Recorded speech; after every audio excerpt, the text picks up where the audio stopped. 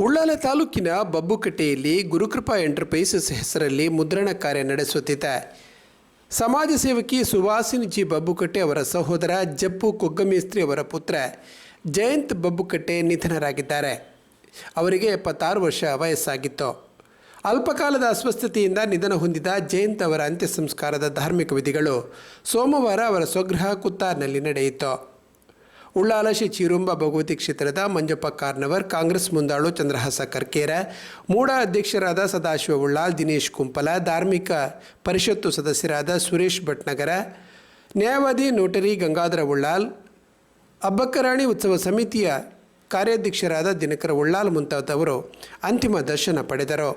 ಅಪಾರ ಸಂಖ್ಯೆಯ ಸಮಾಜ ಬಾಂಧವರು ಹಾಗೂ ಅಭಿಮಾನಿಗಳು ದರ್ಶನ ಪಡೆದ ಬಳಿಕ ಚೆಂಬುಗುಡ್ಡೆಯ ಹಿಂದೂ ರುದ್ರಭೂಮಿಯಲ್ಲಿ ಅಂತ್ಯ ಸಂಸ್ಕಾರ ನೆರವೇರಿತು.